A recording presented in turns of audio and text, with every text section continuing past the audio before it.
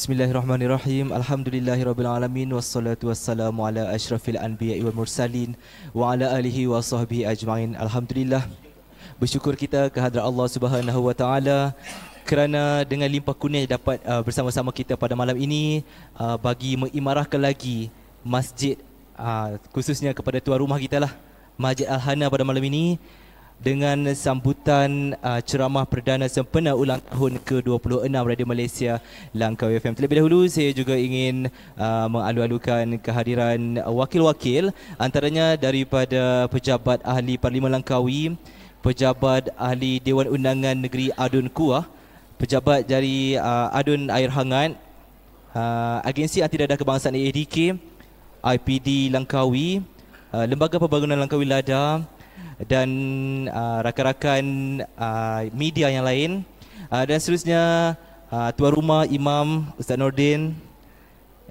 yang berbahagia penceramah jemputan kita Ustaz Don Daniel Don Biajid, anak-anak karya, ahli jawatan kuasa masjid, kaki tangan Radio Malaysia Langkawi FM, petugas-petugas dan seterusnya, muslimin muslimat yang dirahmati sekalian. Buat pengetahuan semua juga, malam ini merupakan salah satu daripada pengisian sempena ulang tahun Radio Malaysia Langkawi FM yang ke-26 tahun sejak ia mula ditubuhkan dan bertapak di Langkawi sejak 1 November 1993. Jadi ini merupakan salah satu pengisian untuk program yang telah pun dirancang oleh kaki tangan Radio Malaysia Langkawi FM. Terlebih dahulu saya juga ingin menjemput Yang Berbahagia Ustaz untuk menyampaikan sedikit kata haluan. Silakan Ustaz. Assalamualaikum warahmatullahi wabarakatuh. Terima kasih kepada Muhammad Syazwan daripada Langkawi FM. Yang berbahagia Ustaz Dul Daniel Dun Biajid. Betul tak? Tuan-tuan dan puan-puan yang dirahmati Allah sekalian, terima kasih kepada Langkawi FM yang mengadakan majlis pada malam ini, dan seterusnya kepada semua yang hadir pada malam ini. InsyaAllah sempena dengan bulan Rabiul Awal. Betul kan? Malam ni 3 hari bulan, 3 hari bulan Rabiul Awal. Terserahlah kepada Ustaz Don nak sentuh yang mana-mana pun tak apa. Walaupun ada dah tajuk di belakang tu, sebab pekerja integriti gaji diberkati. Amin, insyaAllah. Jadi saya tak mahu nak cakap banyak. InsyaAllah yang keduanya saya nak sebut juga, walaupun tak banyak cakap, tapi banyak cakap. Yang keduanya, tuan-tuan dan puan-puan, bila balik sekali lagi makanan ada, jangan tak ambil. Ambil bagi habis. Jangan tinggal satu pun. Yang ketiganya, alhamdulillah, Masjid Al-Hana menggorak langkah maju ke hadapan, iaitulah dengan kita buka Al-Hana Mart.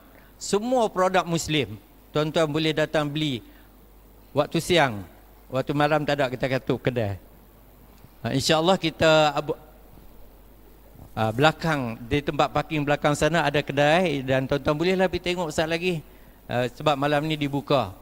Dan insyaAllah perasmian kita tak buat lagi, tunggulah perasmian yang akan kita buat nanti, tetapi insyaAllah kedai dah buka dah.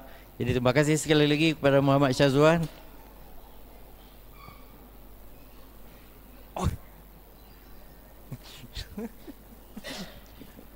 Terlupa nama. Oh, Najib yang pergi umrah sekali dengan saya bulan 2 yang lalu. Terlupa nama Najib lah. Yang selalu duduk dengan Syazwan dalam Langkawi FM. Tapi walau apa pun, terima kasih kepada tuan-tuan dan puan-puan yang hadir pada malam ini untuk ceramah yang akan disampaikan oleh Ustaz Daniel Dun Biajid. Terima kasih. Assalamualaikum warahmatullahi wabarakatuh. Baik, terima kasih Ustaz atas ucapan luar-luar sebentar tadi. Jadi untuk pengetahuan semua juga, malam ini yang berbahagia Ustaz Don Daniel Dun Biajid akan membawa tajuk pekerja integriti gaji diberkati. Ustaz, malam ini sebenarnya saya ketak Ustaz, tapi bila duduk sebelah Ustaz ni dia rasa lain macam sikit. Jadi tanpa melengahkan masa, dengan ini saya ingin menjemput yang mempersilakan yang berbahagia Ustaz untuk memulakan ceramah beliau. Terima kasih.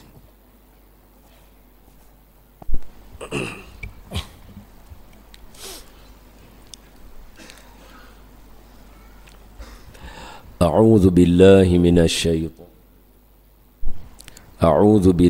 من الشيطان الرجيم. بسم الله الرحمن الرحيم. السلام عليكم ورحمة الله وبركاته. الحمد لله الذي أنزل على عبده الكتاب ولم يجعل له عوجا. أشهد أن لا إله إلا الله وحده لا شريك له، وأشهد أن سيدنا ومولانا وحبيبنا وشفيعنا محمدًا عبده ورسوله. اللهم صل على سيدنا محمد وعلى آله وصحبه ومن تبعهم بإحسان إلى يوم الدين. أما بعد، فيا عباد الله، اتقوا الله، أوصيكم وإياي بتقوى الله، فقد فاز المتقون. قال الله تعالى: أعوذ بالله من الشيطان الرجيم. يا أيها الذين آمنوا اتقوا الله حق تقاته ولا تموتن إلا وأنتم مسلمون. Sadaqallahul azim. Hai orang-orang yang beriman, bertakwalah kamu kepada Allah dengan sebenar-benar takwa, dan janganlah kamu mati melainkan kamu mati sebagai seorang Islam. Terima kasih kepada pihak Radio Malaysia Langkawi FM kerana sudi menjemput dan memberi peluang kepada saya untuk duduk di dalam satu tarikh yang sangat bermakna bagi RTM Langkawi FM, iaitu meraihkan tahun yang ke-26 penubuhan mereka. Di dalam tarikh yang bermakna itu, mereka memberi ruang kepada saya. Saya sangat menghargai dan mengucapkan jutaan terima kasih kepada RTM Langkawi. InsyaAllah malam ini saya cuba sampaikan sedaya upaya saya sebagai tanda menghargai jemputan yang diberikan kepada saya, insyaAllah. Kedua, kepada Tuan Imam dan rakan-rakan imam yang lain, tuan-tuan guru, para alim ulama, para asatizah, tok-tok guru, para kiai, para habaib yang ada di dalam majlis ilmu ini. Ada salah dan silap dan kurang daripada saya berikan teguran dan nasihat. Kata orang tua dulu, buah cempedak di luar pagar, ambil galah tolong jolokkan. Saya budak baru belajar, kalau salah tolong tunjukkan. Seterusnya kepada ayahanda dan bonda muslimin dan muslimat, tuan-tuan dan puan-puan, ibu-ibu, bapa-bapa, abang-abang, kakak-kakak, muslimin muslimat yang ada di dalam masjid yang mulia ini, kita mohon doa pada Allah Ta'ala, kerana Nabi kata, bila berkumpul umat aku, pasti Allah jadikan di kalangan mereka yang makbul doanya. Dan kita merebut peluang berkumpul ramai pada malam ini, kita doa. Yang pertama, kita mohon pada Allah supaya Allah tetapkan iman kita semua. Amin. Yang kedua, kita minta Allah Ta'ala matikan kita semua dalam mati yang baik. Amin. Yang ketiga, kita minta Allah Ta'ala tolong terima semua amalan kita, walaupun tak tara mana kita beribadah, khususnya amalan kita di bulan Ramadan yang lalu. Amin. Yang keempat, hari ini 3 Rabiul Awal, malam ni, maknanya esok 3 Rabiul Awal, kita berada di tahun baru. Maka kita mohon pada Allah bagi kita peluang jumpa dengan bulan Ramadan yang akan datang. Amin. Yang keempat, yang kelima, kita mohon pada Allah, biarlah seumur hidup ni, sekali pun jadilah Allah sudi jemput kita jadi tetamu Allah di Masjidil Haram dan Mekah Al-Mukarramah dan Madinah Al-Munawwarah. Amin ya Rabbal Alamin. Baik, semua sihat? Alhamdulillah. Jadi dengan kesihatan yang Allah bagi itu, marilah sama-sama kita mulakan majlis ilmu kita dengan baca surah Al-Fatihah. Tapi hari ini nak tambah sempena ulang tahun RTM Langkawi FM yang ke-26. Kalau sebelum ni RTM Langkawi pun duk pasang ceramah, duk bagi cerita majlis ilmu kan. Jadi hari ni kita tambah sikit. Kalau selama ni kita mulakan majlis dengan menghadiahkan bacaan Al-Fatihah kepada junjungan Nabi, kepada para alim ulama, para datuk nenek moyang kita, setiap kali kita nak mula majlis ilmu, yang ni bagus, yang ni tak ada salahnya. Sebab sekiranya menghadiahkan bacaan Al-Fatihah kepada tok-tok guru, kepada orang yang dah meninggal atau ibu bapa kita yang masih hidup, tak boleh buat lagu tu, maka ada beberapa problem dalam ibadah yang besar. Contohnya badal haji. Satu orang sama ada meninggal atau satu orang yang sakit tak boleh baik, dia tak boleh pergi buat haji, maka kita buat kepada mereka dua ini yang dinamakan badal haji. Cara dia macam mana? Kita upah Tok Imam pergi buat haji untuk ayah kita, atuk kita, pakcik kita. Bila balik Tok Imam buat haji, maka orang yang kita nak buat badal haji tadi, dia dah dapat status haji kepada dia. Kalau buat ibadah tak boleh bagi ke orang lain, maka badal haji tak sah. Sebab yang buat haji Tok Imam, macam mana pula pakcik kita boleh dapat haji? Boleh faham? Sebab itu, dengan adanya badal haji, orang lain buat ibadah untuk orang lain boleh dapat, maka sebab tu menghadiahkan bacaan Al-Fatihah tak ada problem, boleh buat, tak ada masalah.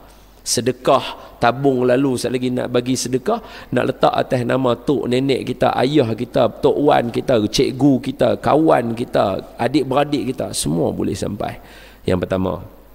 Yang kedua, kalau kata ibadah lagu macam tadi tak sah, tak boleh dapat kat orang lain, maka ibadah korban tak sah. Pasal orang Langkawi buat korban, tapi tuan-tuan tak sembelih lembu sendiri. Hak sembelih Tok Imam, hak sembelih tukang sembelih. Saya wakilkan pada tukang sembelih untuk sembelih. Tu tukang sembelih. Dapat tak korban kat kita? Dapat lah. Tapi kita buat tak? Tak buat. Orang lain yang sembelih. Maka kalaulah menghadiahkan amal ibadah tak boleh, maka ibadah korban tadi tak sah. Yang ketiga, tolong qada puasa untuk mak ayah kita yang meninggal dunia atau tok wan kita yang meninggal dunia yang tak sempat qada puasa dia. Satu orang perempuan mai dekat Nabi bagi tahu, kata, ya Rasulullah, saya punya ibu meninggal dunia, ada qada puasa dia tak buat. Apa saya kena buat? Nabi kata, kamu puasa untuk ibu kamu. Maka kalau mak dia tinggal 10 hari, maka anak dia puasa untuk mak dia 10 hari, maka terlangsai hutang mak dia kepada Allah 10 hari puasa. Kalau buat ibadah orang lain buat, bagi ke orang lain tak sah, maka puasa kawan ni tadi tak sah. Boleh dapat? Boleh faham? Okey, yang ni yang selalu kita buat, betul? Setiap kali nak mula majlis ilmu, kita hadiahkan bacaan Al-Fatihah kepada junjungan Nabi, kepada ahli keluarga semua. Yang ni betul. Tapi hari ini sempena tahun yang ke-26 RTM Langkawi FM, kita tambah satu lagi. Apa dia? Antara kelebihan duduk majlis ilmu ni, Allah ampun dosa kita berdasarkan hadis Nabi. Tadi saya baca dah dalam Langkawi FM. Hadis ni bunyi dia lagu ni, inna lillahi malaikatus sayyarin. Bagi Allah ada malaikat peronda, atau dalam hadis yang lain, inna lillahi malaikatus sayyarah. Nabi sebut dalam hadis, sesungguhnya bagi Allah ada malaikat yang kerja dia meronda. Dia ronda cari majlis ilmu. Dia ronda cari majlis ilmu. Maka kata Habib Ali Zainal Abidin, macam mana malaikat mencari majlis ilmu? Seperti mana kita tengok langit dan nampak bintang, macam itulah juga malaikat tengok bumi dan nampak titik-titik cahaya di bumi, dia tahu di situ ada majlis ilmu. Maka malaikat yang ronda ni, dia cari majlis ilmu, dia singgah. Bila dia singgah ramai-ramai, dia buat apa? Antara yang mereka buat ialah la tad'u ajnihataha ridwan li talibil ilmi. Dia kembangkan sayap dia, tanda dia redha kita semua. Dia payung semua orang yang duduk dalam majlis ilmu. Bila malaikat ni semua berkumpul payung kita, akan ada satu malaikat ketua rombongan. Dia akan pergi jumpa dengan Allah, hantar laporan. Bila Allah tanya malaikat ni, hang dari mana? Bukan Allah tak tahu, tapi Allah nak suruh kita ambil tahu. Allah Ta'ala kata, malaikat hang mai mana? Malaikat kata, saya mai dari majlis ilmu. Allah tanya, apa mereka dalam majlis ilmu ni buat? Malaikat kata, mereka baca Quran. Kita baca Quran, kita baca hadis, kita selawat kat Nabi, kita puji Allah, kita puji Nabi, kita suruh orang buat baik, kita tegah orang buat jahat. Malaikat kata lagu tu ke Allah. Allah kata, hai malaikat, habaq kat mereka yang duduk dalam majlis ilmu. Nampak tak? Untuk kita ambil tahu. Apa dia? Aku bagi kepada orang yang duduk dalam majlis ilmu ni pengampunan, rahmat, kasih sayang. Ada 3 benda Allah bagi dekat orang yang duduk dalam majlis ilmu. Pengampunan, rahmat, kasih sayang. Jadi dalam hadis yang lain Nabi kata, ada orang yang kena duduk majlis ilmu lama sebab nak ampun dosa dia banyak. Kemudian baru dia boleh faham ilmu. Sebab tu ada setengah kita main majlis ilmu, setengah jam yang pertama kita jadi macam lalai. Kita tengok tapi kita tak faham. Sebab apa? Itu proses ampun dosa. Lepas setengah jam, lepas sejam, baru kita mula fahamlah ilmu yang diajak. Selepas Allah selesai ampun dosa, dia bersihkan hati kita sebab duk majlis ilmu. Maka kata ulama, dengan cara kita membaca surah Al-Fatihah di awal majlis ilmu, kerana surah Fatihah ni bukan sahaja surah yang special, turun 2 kali dalam sejarah Nabi dapat Quran. Antara surah yang disebut dalam riwayat yang turun 2 kali, surah lain sekali ya. Surah turun 2 kali. Ada kata turun di Madinah, ada kata turun di Mekah. Ada yang kata ya, dia turun dua-dua, Mekah sekali, Madinah sekali. Surah apa? Surah Fatihah.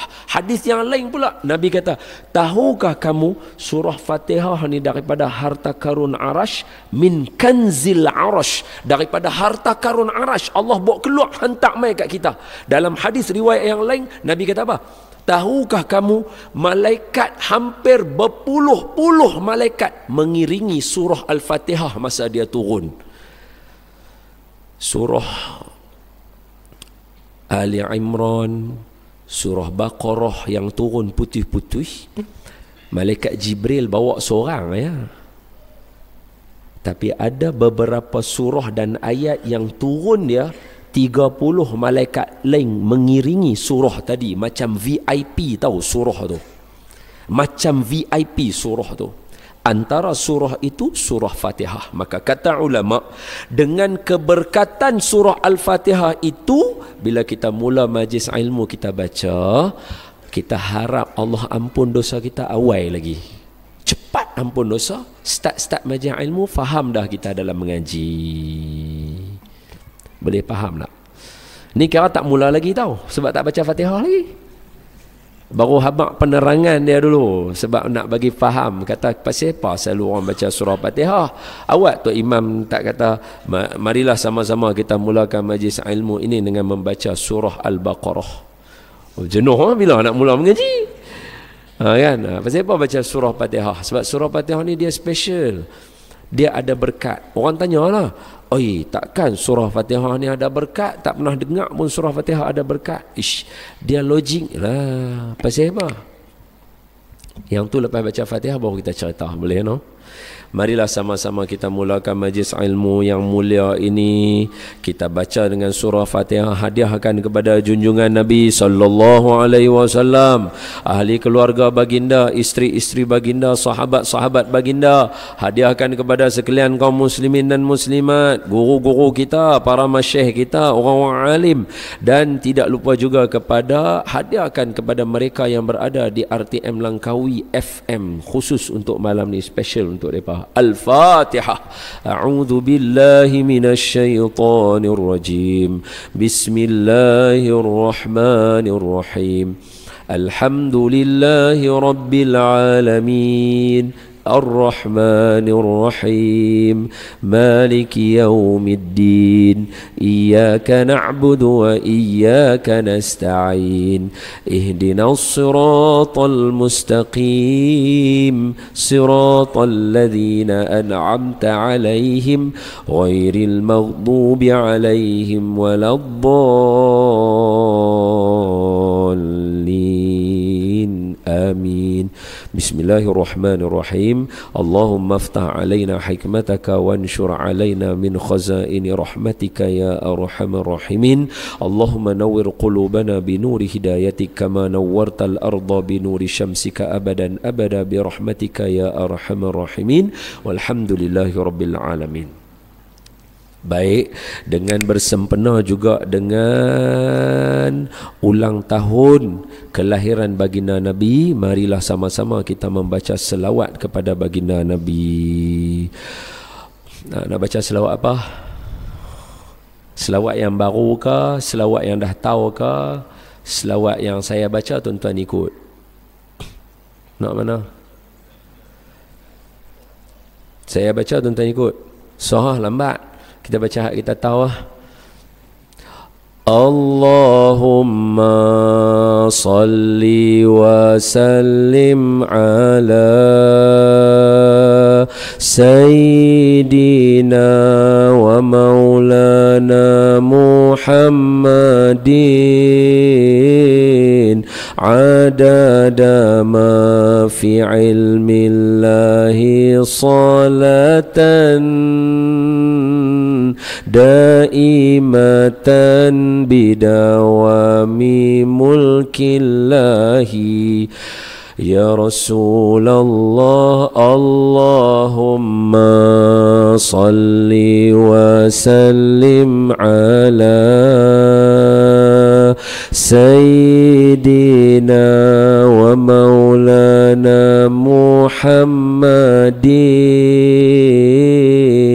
adada ma fi ilmillahi salatan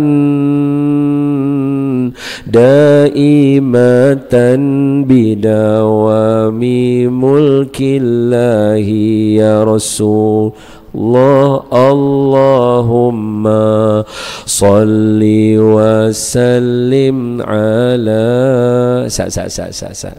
Awak yang hampa sedih, senyumlah baca selawat kat Nabi. Seronoklah sikit. Lagi sekali. Allahumma salli wa sallim ala Sayyidina wa maulana Muhammadin adada ma fi ilmillahi salatan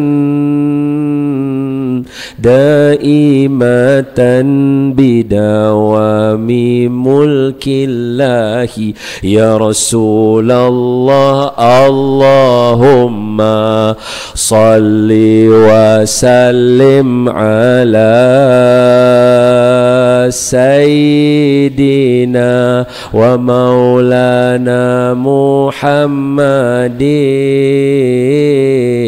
adada ma fi ilmillahi salatan daimatan bidawami mulkillahi ya Rasulullah.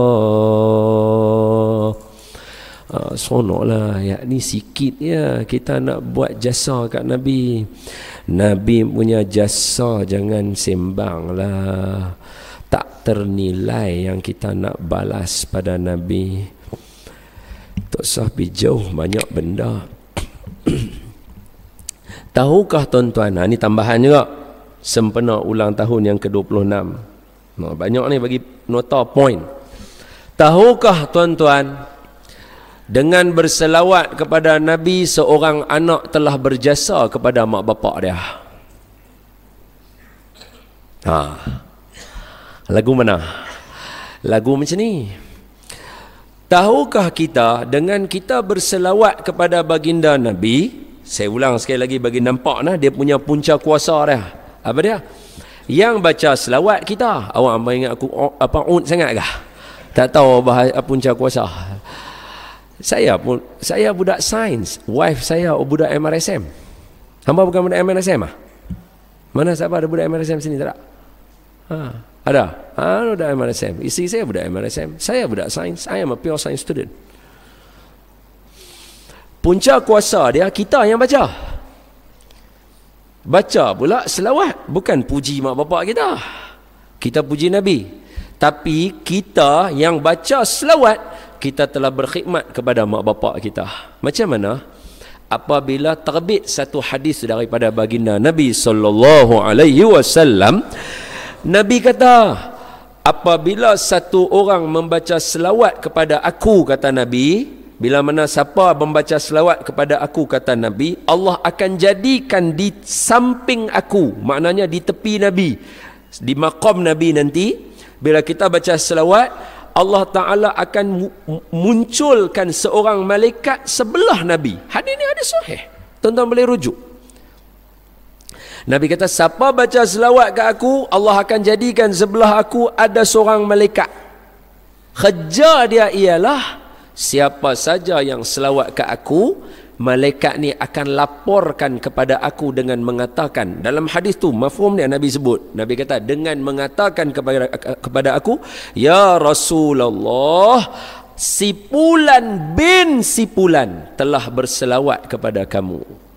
Dengan kita berselawat, malaikat sebut nama ayah dan mak kita depan Nabi. Dengan kita berselawat, malaikat sebut nama mak dan ayah kita depan baginda Nabi sallallahu alaihi wasallam. Apakah pandangan kita kepada seorang nabi yang sentiasa rindukan umat dia, bila mana dengar nama seorang ibu bapa yang anak dia selalu selawat kat Nabi, maka malaikat tu sentiasa abang, ya Rasulullah, si Fulan bin si Fulan ni selawat kat kamu. Sat lagi, ya Rasulullah, si Fulan bin si Fulan ni selawat kat kamu. Nabi dok kata, tiap-tiap hari anak kawan ni selawat kat aku. Siapa dia mak bapak dia? Nabi mesti akan rindu nak jumpa dengan mak bapak kita. Secara tak langsung kita berkhidmat kepada mak bapak kita, memperkenalkan mak bapak kita ke hadapan baginda Nabi sallallahu alaihi wasallam. Sebab tu jangan jemu selawat. Dan selawat ni dia termasuk dalam kategori zikir. Nota yang ketiga, tambahan sempena malam 26 Ailan. Tajuk tak masuk lagi. Okey, tajuk tak masuk lagi. Apa dia? Di dalam Al-Quran ada banyak ibadah. Banyak semayang, puasa, zakat, haji, umrah, baca Quran. Betul? Lagi? Doa pada orang. Doa pada orang yang terdahulu daripada kita. Hak ni kalau siapa kata tak boleh nak buat, Quran ajak kita ayat ke-10 surah Al-Hasyr. Apa dia? Rabbana ighfir lana wa li ikhwanina allazina sabaquna bil iman wa la taj'al fi qulubina ghillan lil ladzina amanu rabbana innaka raufur rahim. Allah ajak kita doa untuk orang-orang terdahulu, beribadah buat ibadah untuk orang-orang terdahulu daripada kita. Allah ajak dalam surah Al-Hasyr. Banyak ibadah dalam Quran. Tetapi dalam banyak-banyak ibadah, saya senarai lagi sekali dalam banyak-banyak ibadah, semayang, puasa, zakat, haji, umrah, baca Quran, semayang malam, tahajud, sedekah, bantu orang, doa ke orang. Dalam banyak-banyak ibadah ini, hanya satu ibadah sahaja dalam Quran Allah iringkan sebelah perkataan ibadah itu perkataan banyak. Dalam Quran tak ada semayang banyak, tak ada. Puasa banyak, tak ada. Haji banyak, tak ada. Umrah banyak, tak ada. Tujuan saya habaq ni bukan nak kata ibadah tu jangan buat banyak. Tak, saya nak habaq kata dalam Quran dia tak sebut semayang banyak, tak sebut. Puasa banyak, tak sebut. Haji banyak, tak sebut. Umrah banyak, tak sebut. Apa lagi? Sedekah banyak, tak sebut. Hanya satu ibadah Allah sebut, zikir banyak. Zikran kathira Allah sebut dalam Quran. Sebab itu bila kita nak buat ibadah dalam bentuk zikir, selawat kat Nabi, subhanallah, Allahu Akbar, dia tak jadi 30, dia tak jadi 33, dia mesti kena banyak. Dia mesti kena banyak. Lepas semayang 33 tu untuk umat Nabi Muhammad dah jadi wajib dah. Pasal apa? Sebab kita umat akhir zaman, dosa kita banyak. Dengan kita baca subhanallah 33, alhamdulillah 33, Allahu Akbar 33, katup dengan la ilaha illallah, Allah ampun di antara dua semayang yang kita baca. Kalau kita baca tak sat zuhur, kita baca pula dengan asar, antara zuhur dengan asar Allah ampun dosa kita. Antara asar dengan maghrib, tadi maghrib kita baca, maghrib dengan asar, antara duanya dosa kita Allah ampunkan. Saat lagi Isyak kita baca, antara maghrib dengan Isyak Allah ampun dosa kita. Saat lagi subuh kita baca, antara Isyak dengan subuh Allah ampun dosa kita. Untuk umat Nabi Muhammad benda tu dah jadi wajib kat kita. Jadi kalau nak selawat, tak jadi sekali, tak jadi dua kali, tak jadi, kena banyak. Sebab Allah kata apa? Zikran kasirah, zikir mesti banyak. Boleh dapat? Jadi dengan itu bertitik tolak daripada situ, maka datanglah satu susuk tubuh manusia yang mulia. Nama baginda adalah tu apa? Azan kah? Tok Imam azan dulu kah? Terus saja. Tapi kalau nak azan pun boleh, tak ada masalah. Sebab apa tahu Tok Imam? Sebab kalau tak apa, kita tanya, kalau arwah Tunggu Datuk Arundin, dia terus ke dia azan? Oh tak ada no, malam no. Sebab kalau saya suka kalau azan dulu. Sebab hak yang mai majlis ilmu hari ni bukan semua orang Langkawi. Jadi hak kampung sebelah-sebelah dekat-dekat ni yang mana depa tak mai kuliah, depa tunggu azan baru depa nak sembahyang Isyak. Nanti kalau kita tak azan, dia ingat tak ada Isyak pula hari ni. Taklah macam kita lah kan. Kan tadi azan Allah, maghrib, kita baru nak tengok jam, betul tak? Azan dulu baru kita tengok jam. Jarang orang tengok jam baru masuk maghrib. Dia nak tunggu azan. Dekat azan baru orang nak sembahyang Isyak. Jadi kalau azan pun bagus juga. Boleh tak Imam? Boleh tak Bilal? Sila tak Bilal. Azan. Arihna ya Bilal, arihna ya Bilal. Rehatkan kami wahai Bilal. Rehatkan kami wahai Bilal.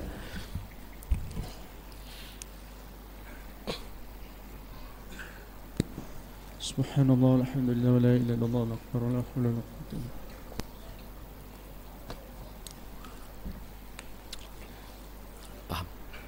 Paham. Subhanallah, alhamdulillah, wa la ilaha illallah, Allahu akbar. Paham. Allahu akbar,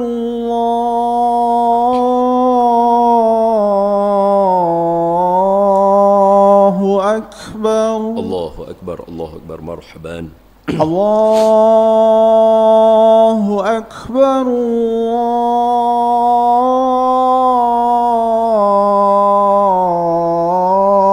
Allahu akbar. Allahu akbar, Allahu akbar, marhaban. Ashhadu an la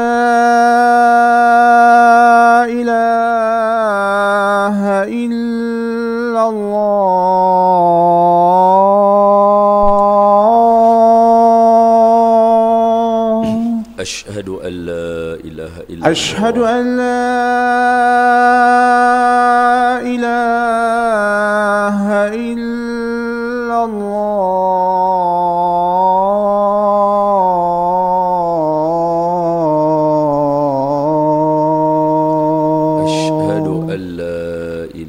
illallah. أشهد أن محمد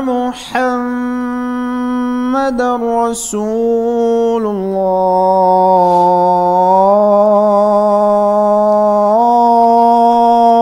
الله. أشهد أن محمد رسول الله. أشهد أن محمد رسول الله.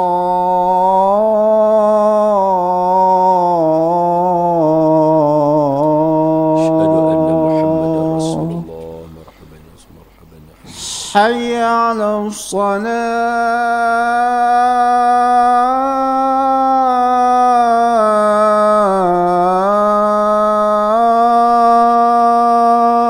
لا حول ولا قوة إلا بالله. حي على الصلاة.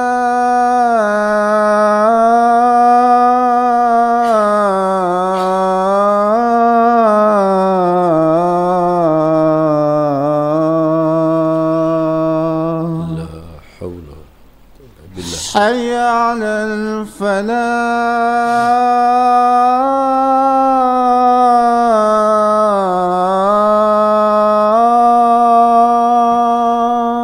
لا حول ولا قوة إلا حي بالله. على لا الفلاح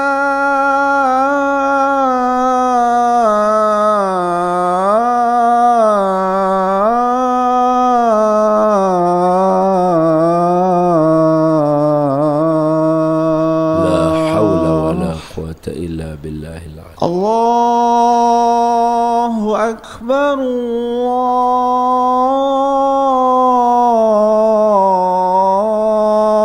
الله أكبر الله أكبر. لا الله. إله إلا الله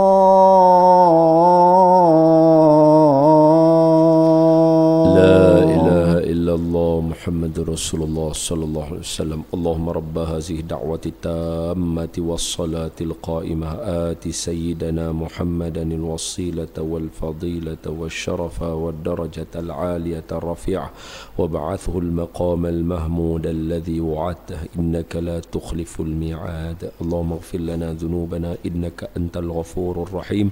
اللهم وفقنا لما تحبه وترضاه يا كريم. Allahumma salli ala Sayyidina Muhammad wa ala ali Sayyidina Muhammad. Jadi bertitik tolak daripada mukaddimah seperti itu, maka Allah Ta'ala jadikan kepada kita satu susuk tubuh manusia yang namanya ialah Sayyidina wa Maulana Muhammad bin Abdullah bin Abdul Muttalib bin Hashim bin Abdul Manaf bin Qusay bin Kilab bin Murrah bin Ka'ab bin Lu'ay bin Ghalib bin Fihir bin Malik bin Nadar bin Kinanah bin Khuzaimah bin Mudrikah bin Ilyas bin Mudar bin Nizar bin Ma'ad bin Adnan sallallahu alaihi wasallam mai dalam keadaan memberikan kita rahmat kepada sekalian alam, termasuklah sekalian alam secara keseluruhannya. Jadi malam ini tajuk yang dipilih untuk dibincangkan terbit daripada baginda yang mulia ialah kerja yang berintegriti akan menghasilkan gaji yang diberkati. Tuan-tuan dan puan-puan, abang-abang, ayahanda dan bunda, muslimin muslimat yang saya kasih sekalian, saya bukan orang yang layak bincang tajuk ni sebab saya kerja, baru pengalaman kerja saya 10 tahun. Yang depan saya ada ramai yang dah berusia mungkin kerjanya 20 tahun, 25 tahun, 30 tahun, 35 tahun, barangkali ada yang nak pencen juga tahun ni pun ada dalam majlis ini. Jadi saya, orang tua-tua pesan kata, mai kampung orang jangan tunjuk pandai. Kata pepatah orang tua-tua, mai kampung orang jangan bawa ayam jantan, bawa ayam betina. Kalau bawa ayam jantan nampak macam nak belaga dengan orang. Masuk jangan duduk tengah-tengah gelanggang, duduk ujung-ujung. Benang orang jangan dipijak, nanti orang marah. Itu pesan orang tua-tua. Jadi saya tak berhajat untuk nak tunjuk pandai dalam dunia pekerjaan dan integriti dan juga gaji. Sebab saya pun masih muda dalam usia pekerjaan. Apa yang saya ada, jom kita ambil daripada sirah pengajaran. Sebab daripada sirah ni lah kita namakan dia sebagai ibrah. Ibrah ni apa? Ibrah. Ibrah ni kita kata contoh teladan. Tapi makna ibrah yang bahasanya jambatan. Ibrah ni dia menghubungkan kita dengan Nabi. Dia menghubungkan kita dengan para sahabat. Sebab bila kita cerita kisah mereka, kita akan nampak kata, oh kita pun sama juga. Jadi cerita dia macam ni. Integriti dalam bahasa yang paling mudah ialah amanah. Dalam bahasa Arab disebut amanah. Dalam Quran 2 kali perkataan amanah bermaksud amanah macam kerja ni. Kalau kata akar amanah, alif mim nun, ni kata akar dia. Root word kata akar alif mim nun, amanah. Dalam Quran kalimah alif mim nun amanah ada sebanyak 879 kali dalam Quran. Nak syarah yang tu jahanam sampai bila nak habis? Jadi kita tak syarah yang tu. Kita syarah 2 ayat yang kena dengan kita. Satu surah An-Nisa, antu addul amanati ila ahliha wa idza hakamtum bainan nasi an tahkumu bil adl. Surah An-Nisa ayat 58. Hak satu lagi yang paling famous bila sebut amanah, inna aradnal amanata 'alas samawati wal ardi wal jibal fa abaina an yahmilnaha wa ashfaqna minha wa hamalahal insan innahu kana zaluman jahula. Surah Al-Ahzab ayat 72. Okey. Dua ayat ni dia tunjuk amanah. Tapi sebelum nak cerita yang tu, izinkan saya cerita dulu kepada tuan-tuan berkaitan dengan amanah, integriti. Dia benda tak boleh buat-buat. Dia benda kena lahir keluar mai daripada dalam diri kita. Sebab itu kalau kita tengok mak yang masak masakan, walaupun simple, masakan tu akan jadi sedap sebab dia penuh dengan amanah nak masak bagi ahli keluarga makan. Berbeza dengan kedai, walaupun kita bayar mahal, kadang-kadang rasanya belum tentu sampai kepada selera kita. Sebab apa? Boleh jadi orang yang masak tadi, dia masak sebab tu kerja dia. Dia buat ikut suka saja. Berbeza dengan orang yang buat tekun dia kerana Allah Ta'ala berbeza. Macam ni cerita dia. Nabi Musa, orang tanya pasal apa pilih Nabi Musa? Sebab Nabi Musa nama yang paling banyak ada dalam Quran. Walaupun Quran Nabi kita punya, tapi nama Nabi kita 5 kali ya dalam Quran. 4 kali menggunakan Muhammad, sekali menggunakan nama Ahmad. Surah Saf, yang ni guna Ahmad. Yang lain semua wa ma Muhammadun illa rasul, Muhammadun Rasulullah walladzina ma'ahu asyidda'u 'alal kuffari ruhama'u bainahum. Kalau dalam surah Saf dia kata mim ba'dismuhu Ahmad. So nama Nabi kita 5 kali je dalam Quran. Tapi nama Nabi Musa 32 kali dalam Quran. Banyak. Jadi Nabi Musa ni juga adalah Nabi yang menasihatkan Nabi kita supaya minta kurang semayang dalam peristiwa Isra' dan Mi'raj.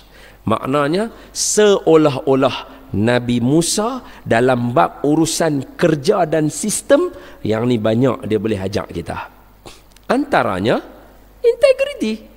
Jom kita tengok. Suatu hari Nabi Musa, semua orang maklum, adalah anak angkat kepada Fir'aun. Yang ni kena faham. Sebab Nabi Musa keturunan Bani Israel. Fir'aun daripada keturunan Qibti. Qibti, yang ni yang kita kata Kristian Koptik apa semua, ni dia Qibti. Fir'aun daripada Qibti, Nabi Musa Bani Israel. Bayangkan seorang budak daripada keturunan Bani Israel, mereka tak tahu dia. Sebab mereka jumpa dia dekat dalam sungai. Sebab tu sebahagian riwayat, kalau kita tengok dalam riwayat ulama-ulama mufassir, Musa tu pun bukan nama dalam bahasa Arab. Dia ambil daripada perkataan mu, pokok, sa, sungai. Budak yang dijumpai di antara pokok dan sungai, maka namanya Musa. Boleh buka dalam kitab tafsir. Sebahagian riwayat yang kata. Alright. Jadi bila kata lagu tu, mereka tak tahu Nabi Musa ni mana, mai budak ni keturunan mana. Tapi kita semua tahu Nabi Musa daripada Bani Israel, duduk berkampung dengan seorang daripada keturunan Qibti. Membesarlah Nabi Musa menjadi pemuda yang hebat dan gagah perkasa. Badan Nabi Musa ini kulitnya agak gelap sikit, dia berbulu-bulu, rambutnya kerinting. Yang tu boleh baca dalam peristiwa Isra' Mi'raj. Gah badan Nabi Musa itu. Kuatnya Nabi Musa ini apabila berlaku satu peristiwa, orang kampung semua kenal, ini Musa, bukan anak kepada Firaun. Ini anak angkatnya. Bapa dia nama Imran, jiran kita Bani Israel. Jadi orang semua tahu budak Bani Israel ini dibesarkan dalam istana Qibti. Jadi bila Qibti memerintah, Bani Israel semua jadi hamba sahaya. Semua kena kerah, jadi macam pelarian di negara sendiri. Buat piramid dan sebagainya. Kena pukul, kena sebat, kena mati kalau sakit pun buat tak tahu. Firaun punya keadaan. Jadi bila dalam keadaan macam tu, ketika mana di pasar berlaku pertegangan di antara Qibti dengan Bani Israel. Qibti ni depa macam duk ejek, apa ni hampa geng-geng orang apa hamba sahaya duk tepi tak usah duk kacau kami. Jadi orang-orang Bani Israel marah. Ini negara kami. Marah dia. Jadi tiba-tiba dia nampak Nabi Musa lintah.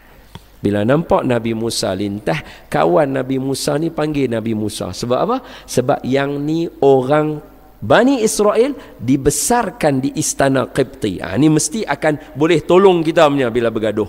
Musa, sini tolong kami. Bila nak menyelesaikan isu ini, Allah sebut dalam Quran, fawakazahu Musa. Saya ulang sekali lagi ya. Allah nak ceritakan caranya yang boleh meleraikan keadaan ni. Allah guna perkataan fawakazahu Musa. Kalau dalam terjemahan Quran kita, maka Nabi Musa sama ada menumbuk atau menolak orang yang daripada Qibti tadi sebab bergaduh bertengkar. Nabi Musa seolah-olah nak kata, "Ai berhenti, ai jangan buat, ai berhenti." Tapi dalam tafsir kita dia kata tumbuk atau tolak, jatuh mati. Tapi kalau dengar kepada syekh-syekh Arab syarah, syekh-syekh Arab kata fawakazahu bukan tumbuk. Kalau dalam bahasa Arab tumbuk daraba. Fawakazahu ni macam mana? Satu jari sahaja. Seolah-olah macam hang tunggu situ. Nabi Musa kata ada, hang tak tunggu tu. Hang jangan buat. Bila letak dekat kawan tu satu jari Nabi Musa, kuatnya Nabi Musa, jatuh kawan tu mati. Itu perkataan fawakazahu Musa. Kemudian bila jatuh mati kat situ, hamba tak suruh buat kat kawan hamba, tak jatuh dia. Hamba tak kuat macam Nabi Musa. Nanti saya cerita di hujung ni macam mana yang kata kuat Nabi Musa tu macam mana. Satu jari dia kawan tu boleh tumbang. Macam mana satu jari kawan tu boleh tumbang? Saat lagi cerita tadi sampai insya-Allah. Maka Nabi Musa pun bila jadi lagu tu, Nabi Musa kata ni bukan kerja aku. Ni kerja syaitan buat lagu ni. Kawan Nabi Musa tu kali kedua pun dia bergaduh juga di pasar. Maknanya dia ni suka kaki bergaduh. Nabi Musa kata aku tak mau kawan dengan hang. Lepas tu kawan dia yang bagi Nabi Musa bergaduh pi tolak kawan ni, dia pi lari pi habaq pula. Ni kawan yang jahat. Ni kawan yang jahat. Dalam hidup kita nanti kita pun akan jumpa dengan orang macam ni. Saya nasihat untuk peringkat awal, ni bukan kita orang biasa. Nabi Musa pun tak mau kawan dengan kawan lagu ni. Kita bila cerita ke orang, tuan-tuan kalau boleh elaklah daripada berkawan dengan orang yang akhlaknya tidak baik. Kita angkat tangan. Ustaz, kalau kita tak mau kawan dengan mereka, siapa yang nak kawan dengan mereka? Ni saya nak abang. Nabi Musa yang Nabi pun lari daripada kawan lagu ni. Sebab apa? Sebab Nabi habaq dalam hadis, Nabi kata An-nas ala dini khalilihi. Manusia dia akan ikut cara kawan dia lagu mana. Kalau dia berkawan dengan kawan yang mulut celupak, dia yang mulut elok pun akan jadi mulut celupak. Kalau dia kawan dengan kawan mulut mencarut, dia pun akan jadi mulut mencarut macam kawan dia. Kalau dia berkawan dengan kawan yang macam endah tak endah dengan cikgu, suka mengata cikgu, suka mempermainkan nama cikgu, nama mak bapak kawan-kawan, kita pun akan terpalit akan buat benda yang sama. Kita akan palit buat benda yang sama. Sedangkan benda itu disebut di dalam hadis secara jelas. Siapa yang buat perkara-perkara demikian itu, Allah akan sediakan satu hukum yang sesuai untuk orang dia. Bayangkan Nabi Musa dengan kawan macam ni, tak mau. Aku tak mau kawan dengan hang. Kawan ni tak puas hati, Nabi Musa tak mau kawan. Dia pergi bagi tahu, dia pergi report dekat orang Qibti, kata apa? Musa lah yang telah bunuh budak yang hari itu yang kata hampa duk cari siapa yang tolak dia jatuh. Nabi Musa, kawan-kawan lain kata, Musa, dia tu dah pergi habaq dah. Lebih baik hang lari Musa. Nabi Musa lari daripada Mesir, bawa diri dia sampai ke Madian. Madian atas sikit. Dekat bahagian belah-belahan Syam tu dia lari ke Madian. Bila sampai di Madian, Nabi Musa, ni kita nak cerita integriti.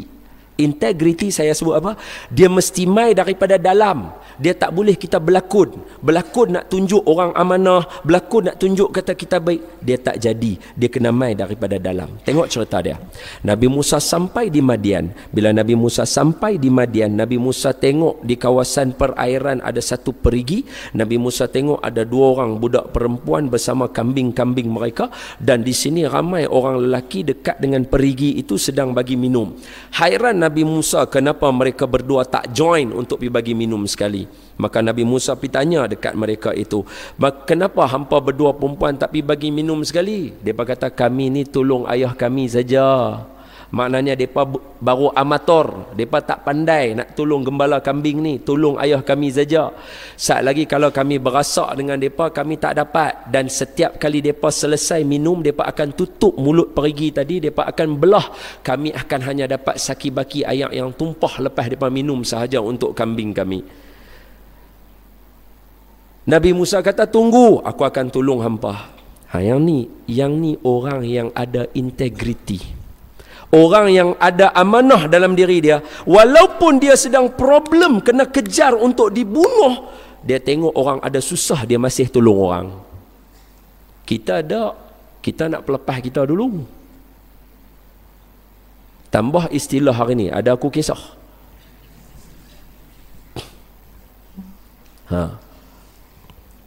Orang minta tolong, saya minta maaf lah Tok Imam kalau saya minta maaf lah. Minta maaf sebab tadi Tok Imam buat pengumuman kan, kata kami ada buka kedai orang Islam apa semua. Saya cuma nak kata macam, saya tak tahu sejak bila budaya orang Islam Melayu dari timur berubah corak kita menjadi seorang yang bersifat ganah, kejam, sarkastik. Sejak bila kita berubah jadi macam tu? Sedangkan kalau kita buka buku sejarah, dalam lipatan sejarah keturunan kita dari timur, dia mempunyai akhlak yang luhur. Bukan seorang, bukan 2, bukan sejarawan, seluruh orang yang mengkaji tanah Melayu termasuk Ibnu Khaldun menulis di dalam kitab mereka tentang kepribadian kita. Hari ni kita lah yang paling macam ganah, mengata orang, maki hamun, aibkan orang, celah orang, dia punya mulut, orang panggil mulut puaka. No. Zaman saya dulu orang panggil mulut tong sampah. Zaman lepas tu sikit dia panggil mulut longkang. Zaman lah dia panggil mulut puaka. Kita heran. Kita suka camdek orang, bahasa utara kita kata camdek, suka mengata orang. Kalau nak perbetul orang, perbetul. Tak payah mengata. Tak payah duk buat sarkastik, tak payah. Yang ni saya tak tahu sejak bila budaya ni mai. Tambah pula budaya tak kisah ke orang. Ada aku kisah. Sedangkan hidup kita dalam budaya timur, kita saling ambil berat antara satu dan lain, sayang menyayangi, tolong menolong. Yang ni yang heran, sejak bila budaya ni mula menular. Okey, tak apa. Tapi ini cara orang yang ada amanah, orang yang boleh berjaya dunia akhirat. Nabi Musa walaupun kena kejap, dia pergi tanya dulu, hampa dua ni apa masalah, boleh aku tolong? Dia berkata kawan ni, Nabi Musa kata tak apa, tunggu. Selesai sahaja mereka tu minum dan mereka tutup mulut perigi tadi. Buka di dalam tafsir Ibnu Katsir, buka di dalam Qasasul Anbiya, buka di dalam hadis riwayat menceritakan tentang kekuatan Nabi Musa. Hadis ni tuan-tuan akan jumpa. Apa dia? Nabi Musa pi dekat perigi tadi tu, Nabi Musa pegang penutup perigi tu, Nabi Musa angkat seorang aja. Berapa orang yang kena angkat sebenarnya? 10 orang. Itu riwayat hadis Nabi yang cerita. Nabi kata Nabi Musa ini kekuatannya 10 orang yang kena mengangkat penutup perigi itu diangkat oleh Nabi Musa seorang sahaja. Yang ni baru kata orang yang ada amanah, ada cekak dia dalam diri dia. Yang ni baru kata orang pandai buat kerja. Apa dia? Kerja yang 10 orang boleh buat, dia buat seorang aja selesai. Ini kita nak pergi bilik guru pun 2 orang. Mangkap.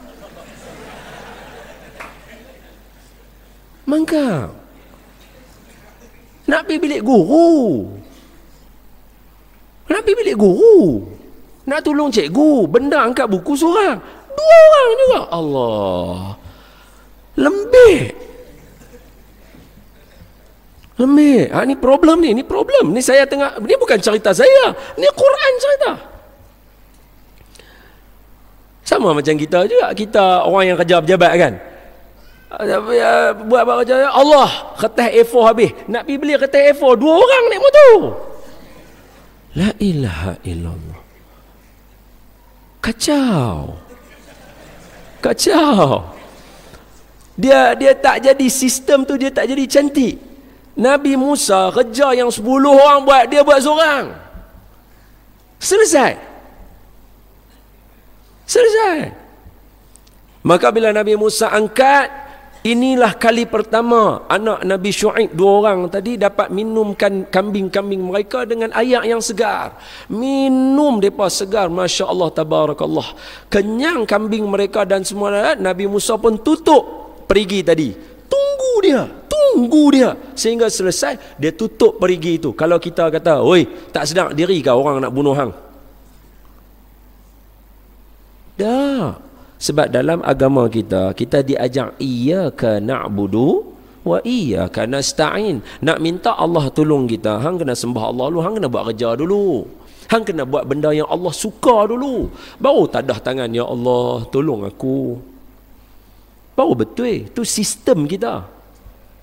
Lepas tu, pada tutup, dia beredar ke satu pokok, dia berteduh di bawah pokok tu, baru dia berdoa, ya Allah, tolong aku. Ini adalah dalam Quran. Doa tu ada dalam Quran. Okay? So 2 orang anak Nabi Syuaib bawa kambing ni balik rumah. Selang tak lama, pertolongan Allah sampai. 2 orang yang perempuan tadi, salah seorangnya wahia timshi ala istihya. Dia mai berjalan dalam keadaan malu-malu, mai jumpa dengan Nabi Musa. Dia kata, wahai saudara, bapa kami panggil kamu balik sebab nak bagi penghargaan, terima kasih kerana tolong kami bagi minum kambing kami tadi. Maka Nabi Musa pun jalan. Ini sifat orang yang ada integriti yang seterusnya. Apa sifat dia? Profesional. Dia profesional. Dia pandai jaga diri dia. Dia profesional. Dia kata apa dekat anak Nabi Syuaib? Kamu perempuan jalan belakang, aku jalan di hadapan. Dia tak menggatai. Boh tu sekali. Profesional. Barulah ada integriti. Yang ni kita. Bayangkan, saya nak suruh bayang aja nah. Bayangkan padang pasir luah. Depa 2 orang lah. Nabi Musa, anak Nabi Syuaib. Sebab dia kata wahia dia seorang lah. Tadi 2 orang. Hak ni wahia timshi ala istihya. Dan dia salah seorang daripada depa tu mai jumpa Nabi Musa. Dia jalan dalam keadaan malu-malu nak mai jumpa Nabi Musa. Sebab dia seorang, dia pun malu nak mai jumpa Nabi Musa. Oh, ni perempuan yang baik lah. Ini pun satu lagi balak juga ni. Balak dia ialah sifat malu adalah pendinding orang perempuan yang terakhir. Maknanya dia nak buat apa pun, sebab dia perempuan, dia malu dia tu tinggi, dia tak buat. Tapi hari ini malu telah hilang daripada dalam diri orang perempuan. Itu bahaya.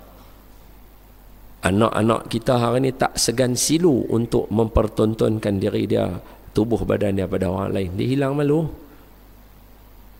Betul lah nak jual produk tudung, tapi takkan sampai pungkok pun nak tunjuk juga.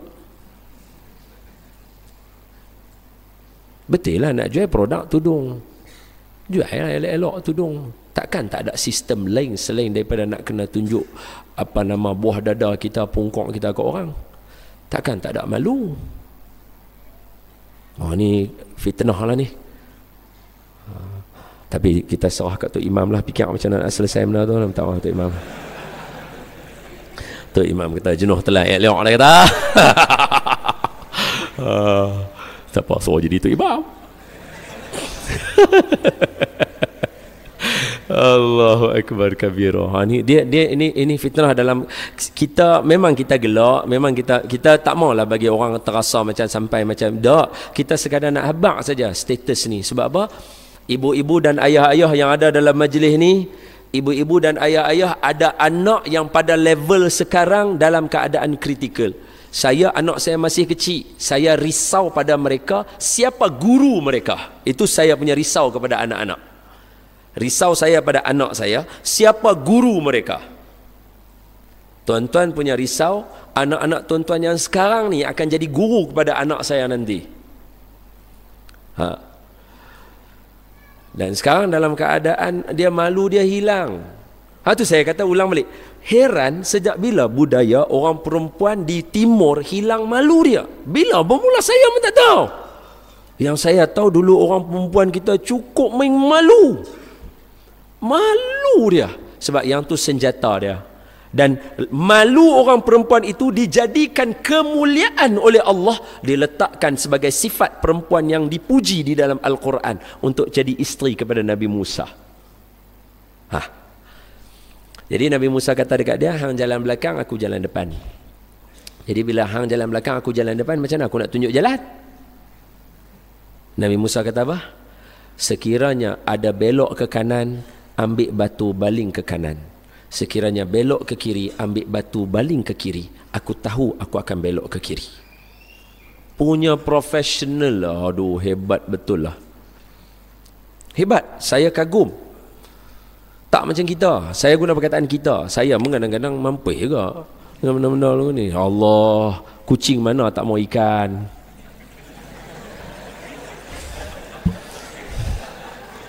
Faham, tak faham sudah.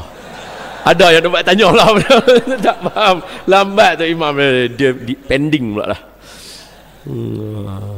Saya pun kadang-kadang lemah juga bahagian tu. Dia jadi macam orang kata apa, sudah mengantuk disorongkan bantal. Orang lelaki dia duk kira nak menggatai, orang perempuan pula dia hilang malu. Dah kena dah penyamun jual penyangak. Jadi macam tu. Itu Piramli tu ajak kita tu.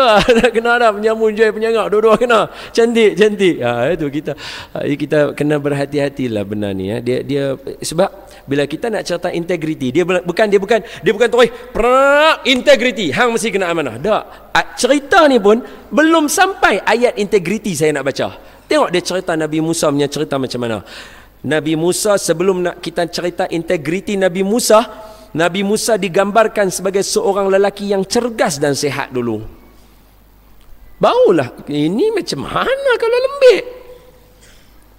Selain daripada cerita Nabi Musa cergas dan sihat itu, digambarkan pula Nabi Musa bagaimana amanah dia menolong orang terlebih dahulu. Sifat tolong orang tu terbit daripada diri. Terbit dulu daripada diri kita. Jadi kita kena latih diri kita. Tolong orang, sangka baik, maafkan semua orang. Hak ni Imam Hasan Al-Basri pun bagi kita juga. Datuk Fadilah Kamsah pun ada kongsi dengan kita. Imam Hasan Al-Basri bagi tahu siapa yang dia nak rasa rezeki dia berkat, rezeki yang diberkati, tiap-tiap malam jangan lupa sembahyang taubat, jangan lupa untuk istighfar 100 kali, dan jangan lupa untuk maafkan semua orang. Hak ni semua habit yang kena keluar daripada diri kita. Kemudian sampai ke rumah Nabi Syuaib alaihissalam. Maka Nabi Syuaib tanya kepada Nabi Musa, apa gerangan tuan hamba kajang pak malau kajang berlipat? Nabi Musa pun bagi tahu, kata dia mai daripada sekian.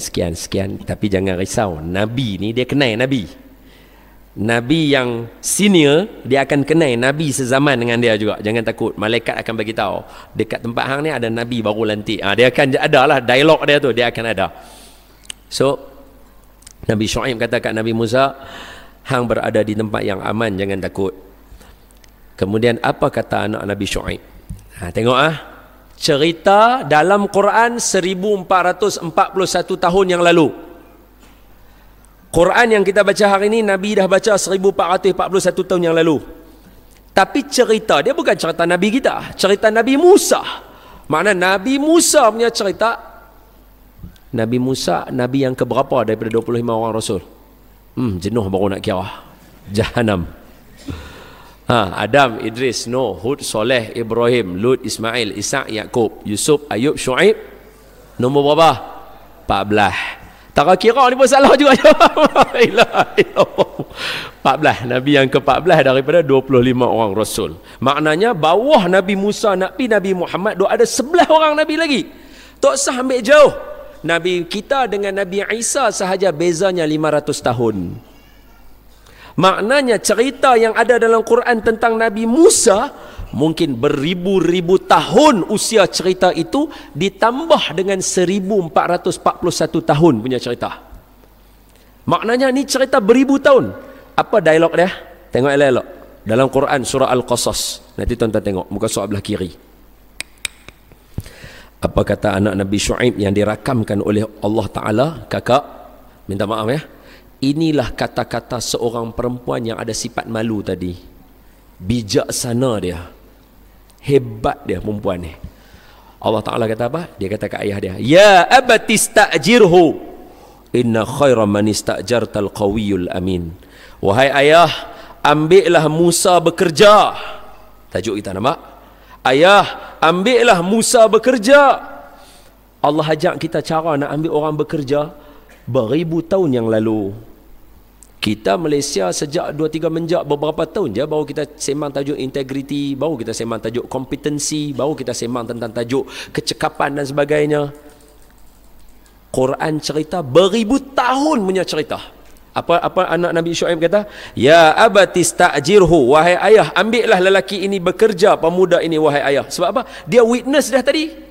Dia dah tengok dah mai tolong, dia tengok kuatnya angkat yang tadi tu, letak pula jalan depan dia, belakang dia, punya profesional jaga. Ini orang jangan lepaskan peluang, mesti kena ambil dia kerja. Ya abati sta'jirhu, wahai ayah, ambil dia kerja. Inna khaira man ista'jartal qawiyul amin. Sebaik-baik nak ambil orang yang bekerja ada dua sifat dia. Qawiyun, amin. Qawi, competent. Amin, integrity. Allah sebut dulu lagi dah cerita ni. Kita hari ni baru nak baca.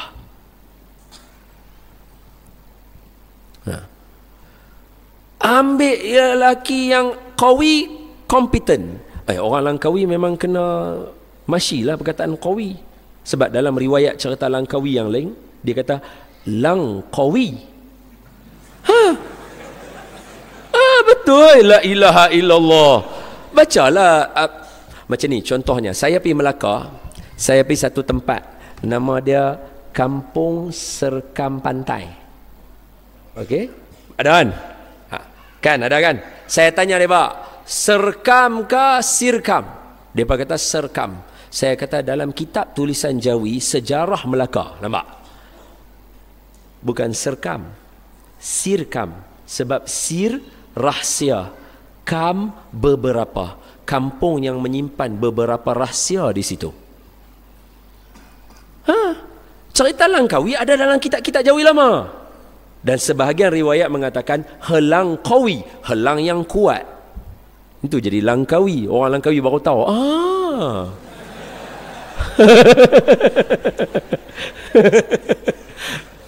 Wallahu a'lam. Tuan-tuan lah kena baca, tuan-tuan lah kena cerita kat saya. Darah daging tuan-tuan punya tempat bukan saya. Ni tanah tumpah darah tuan-tuan. Saya Perancis Light je, Pulau Pinang.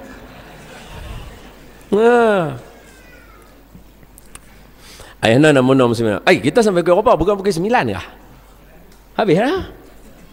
9.30 kah? Bila up?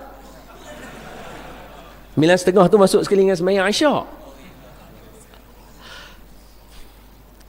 Tuan-tuan dan puan-puan muslimin dan muslimat yang saya kasih sekalian,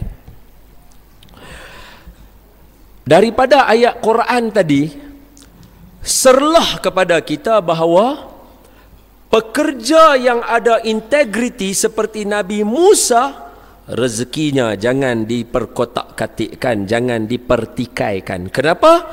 Kerana dengan sifatnya yang tadi telah mendorongnya mendapat tempat yang baik. Bukan sahaja dapat tempat baik, kata Nabi Syuaib di dalam Al-Quran, mahukah kamu berkahwin dengan anak aku? Terus dipelawa untuk kahwin dengan anak Nabi Syuaib. Dengan caranya kamu bekerja dengan aku selama 8 tahun. Kalau kamu nak lengkapkan jadi 10 tahun. Ni semua dialog dalam Quran. Tuan-tuan, saya terjemah aja. Tuan-tuan buka balik nanti jumpa surah Al-Qasas. Nabi Syuaib kata apa? Kamu nak tak kahwin dengan anak aku? Kalau kamu nak kahwin dengan anak aku dan setuju, cara bayaran dia kerja dengan aku selama 8 tahun. Kalau kamu nak lengkapkan 10 tahun, itu terpulang kepada kamu. Baki 2 tahun tu, yang tu on you, not on me, kata ayat Nabi Syuaib. Apa kesimpulan kita dapat? orang yang ada integriti dan amanah, insya-Allah jodohnya tetap di sisi Allah Taala. Itu ayat Quran. Sebab daripada hasil Nabi Syuaib, Nabi Musa tadi, tawaran yang Allah bagi dalam Quran kepada Nabi Musa yang diceritakan, nak kahwin tak dengan anak aku?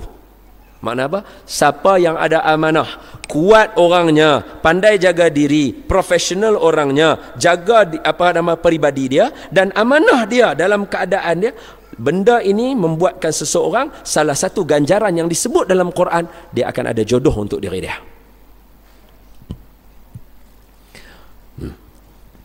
Yang kedua, kerja confirm.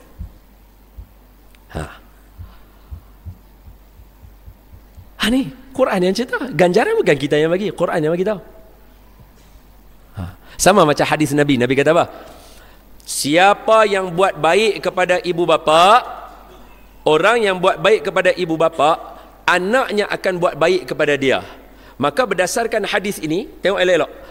Ini hadis Nabi kata, siapa yang buat baik kepada ibu bapa dia, anaknya akan buat baik kepada dia.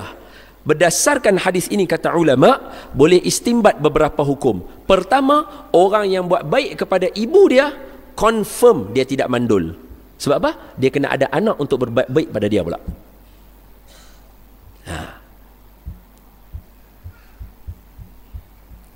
Apa? Cara ulama hurai hadis.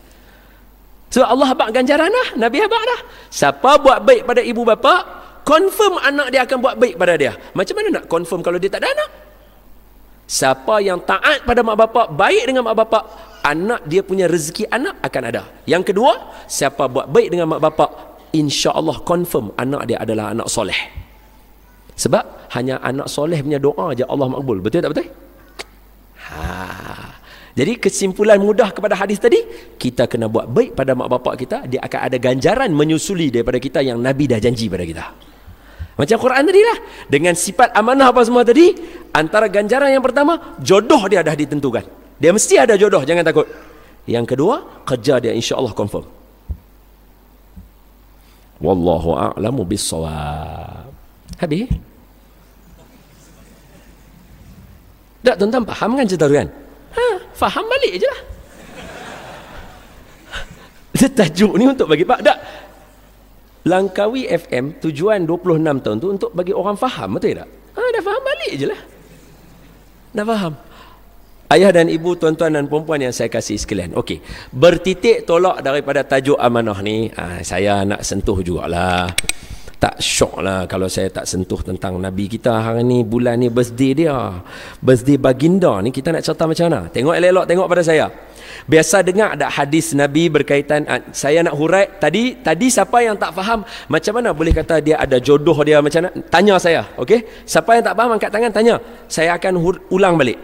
Okey, sebab saya nak pakai corak yang sama, nak bincang hadis yang seterusnya. Tengok tengok elok-elok. Biasa dengar ada hadis Nabi kata, Nabi tanya sahabat, atau kama qal, Nabi kata, manil muflis, siapa dia orang yang muflis? Biasa dengar ada hadis tu. Biasa dengar lah. Maknanya kalau saya baca, kalau saya salah, tuan-tuan boleh betul lah. Okey, baik. Nabi kata, manil muflis, siapa dia orang yang muflis? Nabi tanya kepada para sahabat. Kemudian para sahabat kata, orang yang muflis itu dalam sudut pandang kami ya Rasulullah ialah orang yang tidak ada dinaron wa dirhaman.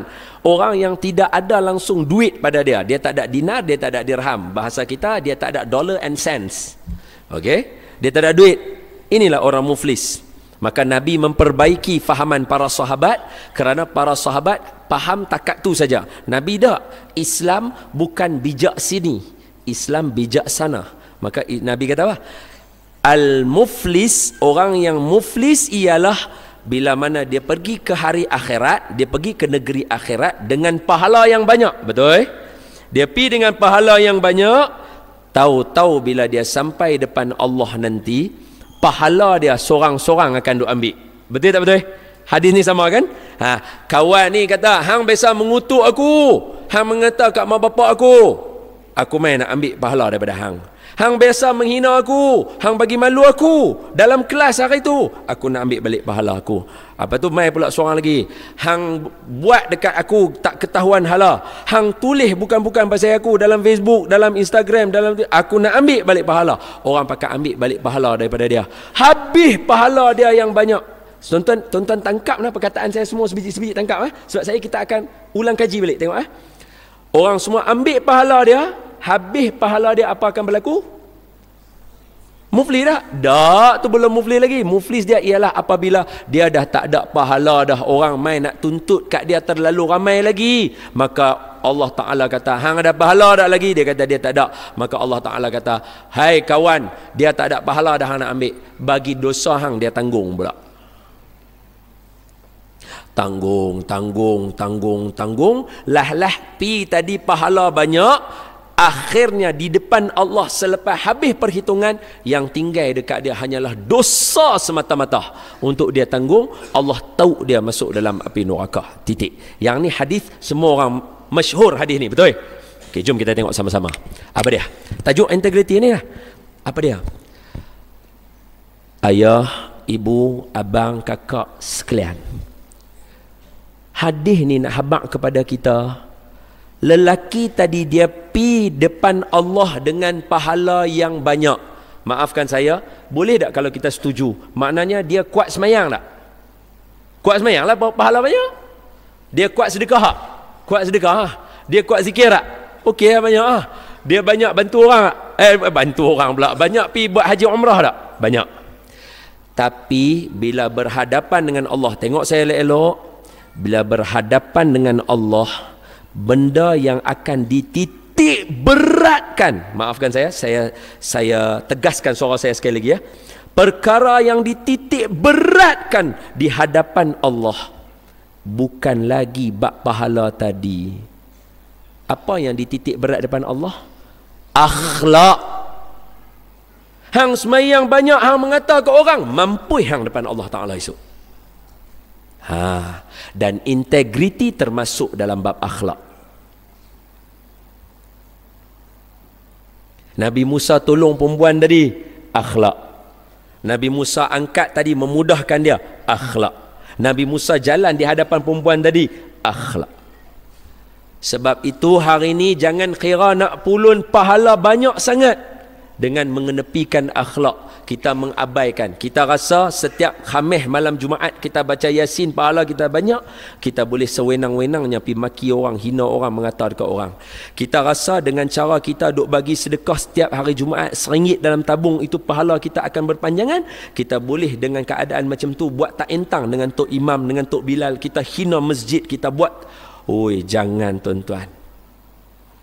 Sebab itu dalam banyak-banyak perkara yang ada pada Nabi, antara benda yang dinobatkan dalam Al-Quran, ingat jangan salah faham perkataan saya, tengok elok-elok, dalam banyak-banyak benda yang ada pada baginda Nabi, benda yang Nabi dinobatkan di dalam Al-Quran, selain daripada benda-benda yang rapat dengan Nabi, perkara yang tertinggi sekali dinobatkan kepada Nabi di dalam Al-Quran ialah akhlak. Wa innaka la'ala khuluqin azim. Nabi banyak semayang, tapi dalam Quran tuan-tuan tak jumpa Allah puji Nabi dalam bab semayang. Nabi sedekah paling banyak di kalangan kita, Nabi paling banyak sedekah, tapi tuan-tuan tak jumpa Allah puji Nabi dalam bab sedekah dalam Quran. Nabi punya haji tuan-tuan takkan tak makbul. Mesti Allah terima haji Nabi. Dahlah sekali saja. Siap diberikan ganjaran kepada orang. Siapa yang pergi umrah di bulan Ramadan sama seperti pergi haji bersama dengan Nabi. Maknanya apa? Umrah di bulan Ramadan confirm makbul, diterima oleh Allah Ta'ala. Tapi Allah tak puji Nabi punya haji. Dalam Quran Allah puji, wa innaka la'ala khuluqin azim, akhlak kamu yang paling tinggi, itu yang dipuji oleh Allah. Sebab tu dalam hadis pula Nabi kata apa? Innama bu'istu liutammima makarimal akhlaq. Aku dibangkitkan untuk menyempurnakan akhlak. Kawan-kawan sekalian, sebab itu saya timbulkan persoalan. Sejak bila orang timur mula hilang akhlak dia? Sebab apa? Kalau kita rajin duk pulun pahala, tolong Gaza pulun pahala, umrah orang Malaysia paling ramai, haji orang Malaysia ramai dan sebagainya. Tapi kalau kita hilang akhlak, jangan lupa hadis ni. Adakah kita nak jadi orang yang muflis? Sebab yang Nabi bagi contoh yang tarik pahala dia kan, Nabi bukan bagi tahu kata yang mai tarik pahala kawan tu wahai sahabat-sahabatku adalah yang mana dia tak semayang waktu dulu-dulu. Tak ada. Nabi kata orang ni mai sebab dia mengata orang ni mai sebab dia aniaya orang ni mai sebab dia zalim orang ni. Semua tu akhlak. Kalau hari ni kita tak jaga akhlak kita, sampai bila-bila kita tak akan jaga akhlak kita. Sebab itu saya mengajak pada malam ini sempena tajuk ni, betul ya? Bersempena dengan tajuk ini dan hari ulang tahun baginda Nabi punya birthday, saya ajak semua orang, jomlah sama-sama kita buang akhlak yang tak elok, duduk dekat kita akhlak elok. Sebab apa? Nak duduk dalam agama Islam, kita diajar untuk sabar. Tapi sabar ni dia ada dua. Sabar orang buat jahat kat kita. Yang kedua, sabar untuk nak buat baik. Dia jangan sabar orang buat jahat kat kita aja. Nak buat baik tak sabar, tak jadi. Dia kena sabar nak buat baik dan sabar orang nak buat jahat dekat kita. Baru jadi.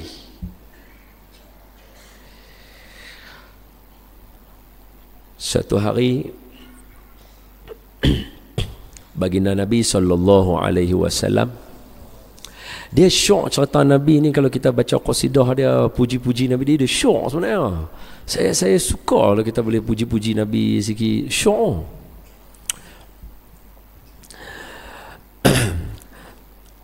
Contohnya kan macam Salman Al-Farisi kan, dia cari Nabi.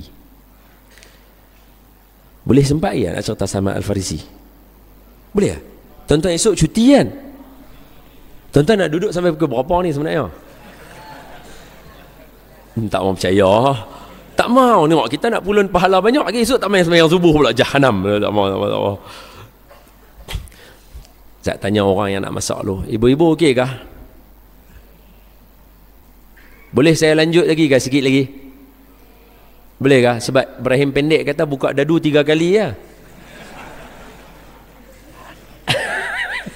Ni kira dadu ketiga dah ni nak lempak ni. Lempak dadu ketiga kena tutup dah lepas ni tau. Pendek kata buka dadu 3 kali lah, nanti kena lepu. Allahumma salli ala Sayyidina Muhammad wa ala ali Sayyidina Ishpiramli no. Semoga Allah merahmati dia no. Sampai hari ni duk pakai dia punya contoh lagi no. Dak. Allahumma salli ala Sayyidina Muhammad. Tengok ni,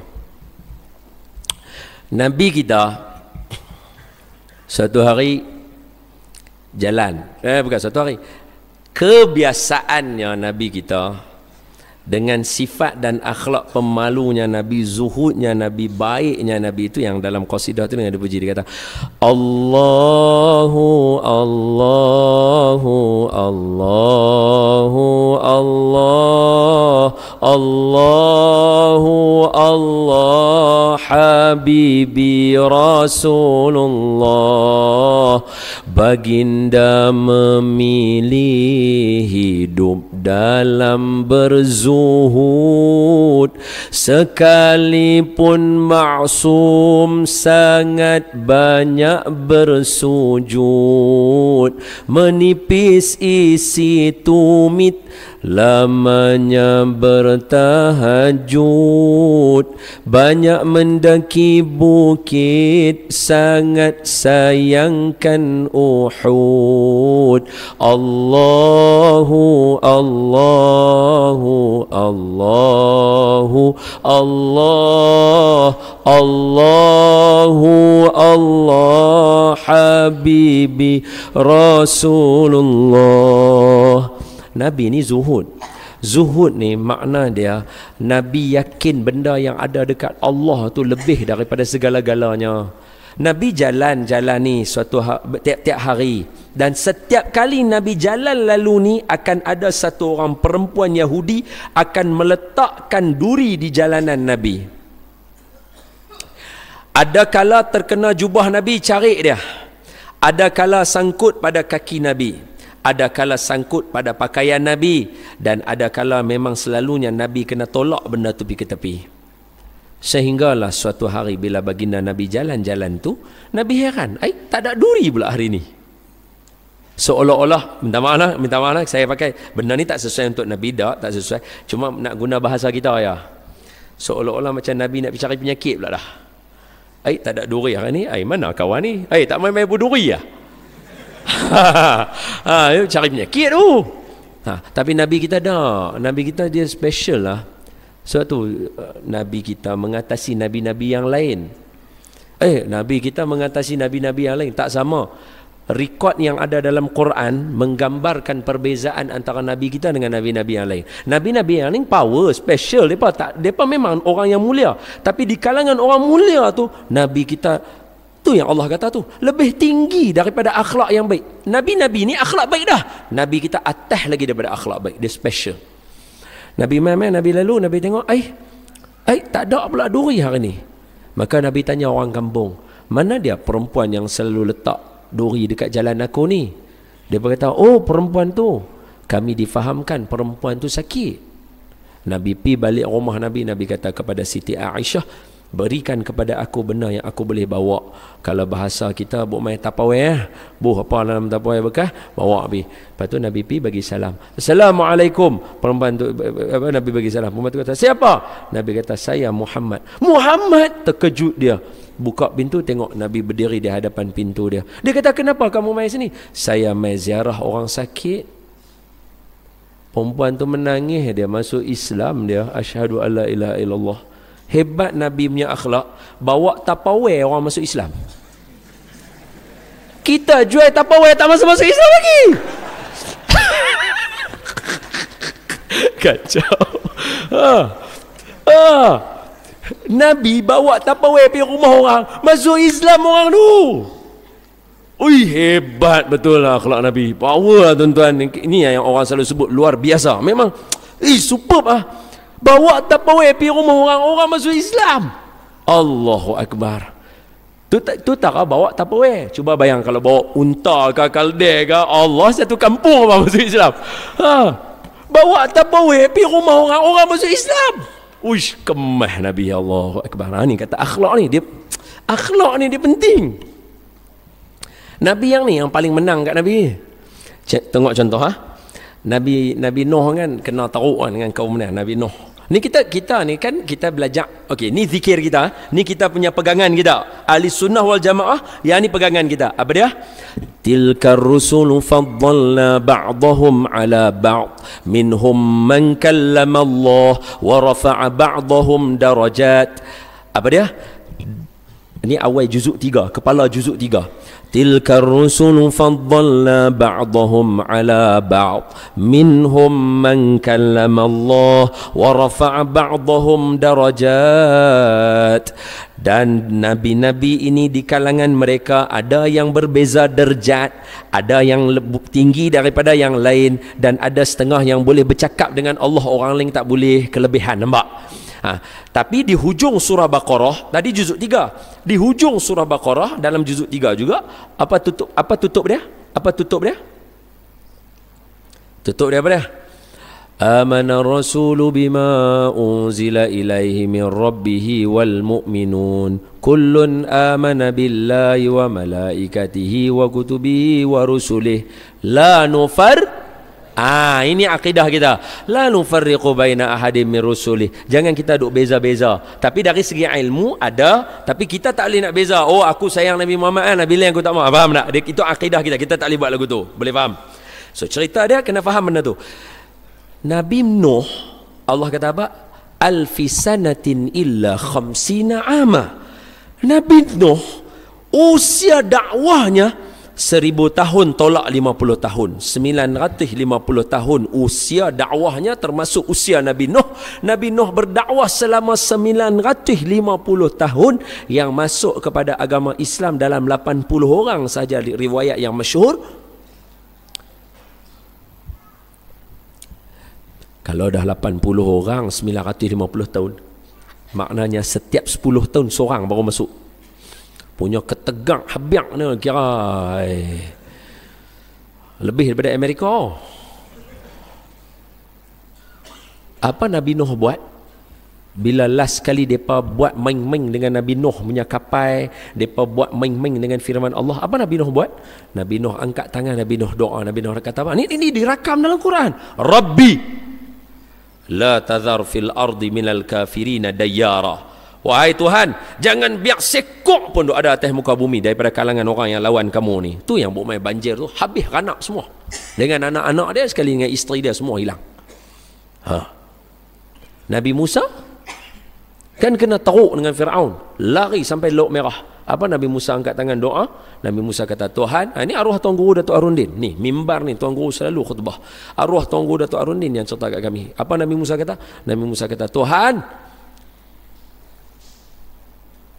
musnahkan Fir'aun punya keturunan dan tentera dia. Masukkan mereka dalam neraka. Ikat mereka kejap-kejap. Tutup mereka, jangan biar. Itu doa Nabi Musa kepada Fir'aun dan tentera dia. Tengok apa jadi? Nabi kita, orang buat naya. Nabi kita angkat tangan juga doa. Tapi apa doa Nabi kita? Nabi kita kata, Allahumma firli qaumi fa innahum la ya'lamun. Ya Allah, ampunkan umat aku, mereka tak tahu. Beza akhlak, power.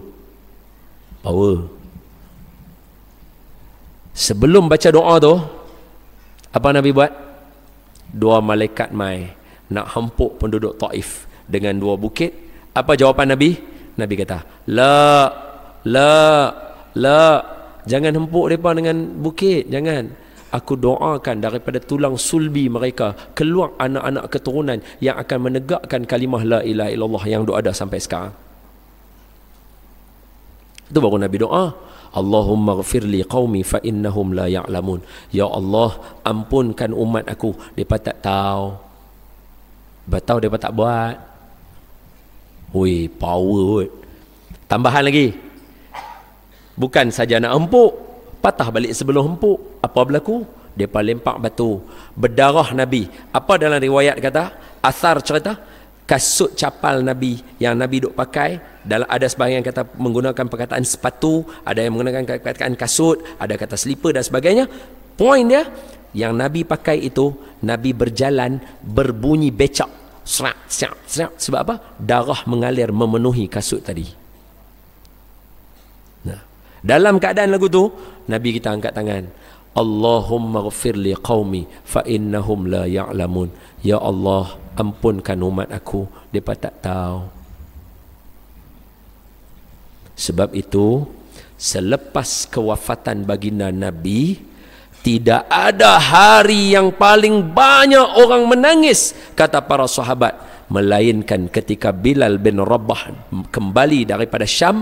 Dia bawa diri pergi ke Syam, mai balik nak ziarah Nabi. Sebab Nabi mai dalam mimpi dia kata, Bilal, hang tinggal aku lama sangat, hang merajuk dengan aku ke, hang tak mau kawan dengan aku ke, lebih kurang bahasa lagu tu lah. Bilal patah balik, mai habaq kat isteri dia, aku kena ziarah Nabi. Nabi mai dalam mimpi aku, patah balik, mai menangis kat maqam.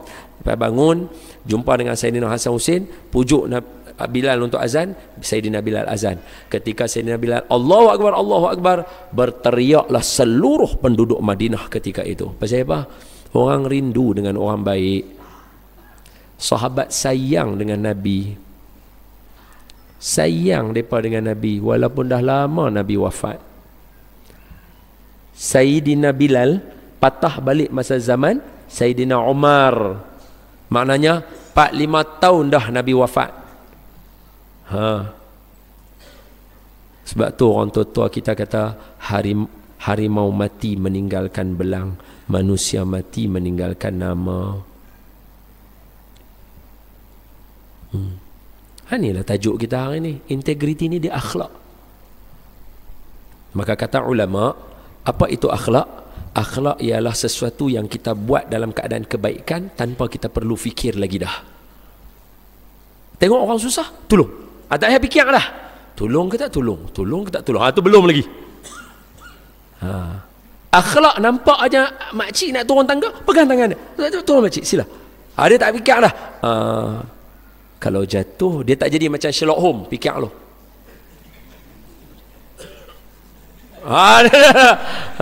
Kata ulama, akhlak dia tak perlu fikir, dia jadi automatic terus. Ini adalah akhlak. Jom kita latih diri kita, jadi sampai tahu lagu tu, insya-Allah, supaya kita sampai ke akhirat esok taklah jadi muflis kita ni, kerana kita pun seronok beribadah. No? Alhamdulillah, cukup 9:20. Ngaji lama-lama mentap tak guna juga. Sikit-sikit jadi faham. Terima kasih RTM sudi jemput saya. Langkawi FM dah tahu dah sekarang, Langkawi, boleh itu bagus. Jadi minta ampun, minta maaf kepada semua yang baik daripada Allah, yang lemah daripada saya. Sekadar penutup sikit saja. Apa dia? Ayah, ibu, abang, kakak, lepas kita cerita semua ni, kita pasti dalam hati kita, seperti mana saya cerita kat tuan-tuan, sudah pasti saya sendiri akan terdetik dalam hati saya, seronoknya kalau kita boleh ubah jadi keluarga yang baik, ahli keluarga yang baik, orang yang berakhlak dan sebagainya. Di manakah titik permulaan kita bermula malam ni? Ingat, adik-beradik Nabi Yusuf, buka cerita Nabi Yusuf, semua surah tu baca, semua cerita saya dalam tu. Adik-beradik Nabi Yusuf ada 12 orang termasuk Nabi Yusuf. Hasil ceritanya 12 orang ini menjadi pemimpin kepada Bani Israel. Permulaan ceritanya 11 orang adik-beradik Nabi Yusuf terlibat dalam kes memukul balon tibai, buah siku, buah lutut dekat Nabi Yusuf. Kemudian tauk dia masuk dalam perigi. Kemudian angkat dia, jual, pisahkan dia dengan bapa dia Nabi Yaqub. Kemudian balik rumah buat-buat menangis, habaq kata serigala makan adik. Nabi Yusuf pula patah balik sampai dia duduk pula di rumah Siti Zulaikha, digoda pula dia oleh Siti Zulaikha, masuk penjara dia, keluar jadi raja dia, mula jadi bendahara kemudian jadi raja. Masa jadi raja, adik-beradik dia mai minta makanan dekat dia. Dia tak kenal dia siapa. Dia buat helah taktik nak menghubungkan silaturahim. Maka last kali dia kenal dia. Bila dia mula kenal dia kata apa? Yusuf, ampunkan kami. Nabi Yusuf kata, minta ke Allah. Allah Maha Pengampun abang. Panggil ayah mai dekat Mesir sekarang. Masa tu dia duduk di Palestin, ada kata di Babylon. Abang-abang dia balik jumpa ayah dia bawa baju Nabi Yusuf. Betul tak? Dia kata bawa biqamisi haza, bawa baju aku ini. Bagi ke ayah, suruh ayah cium baju aku. Ayah akan celik daripada mata dia. Betul? Hampa budak MRSM jangan duk bagi baju hampa, ayah hampa cium. Buta dia tu.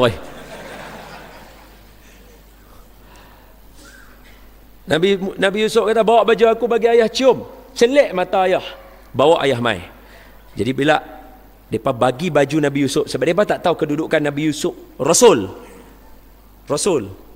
Sebab mula kena lantik Nabi dulu, lepas tu baru jadi Rasul. Sekarang ni Nabi Yusuf dah jadi Nabi masa mimpi awal. Sekarang ni dia dah level Rasul. Dia dah 25 Rasul.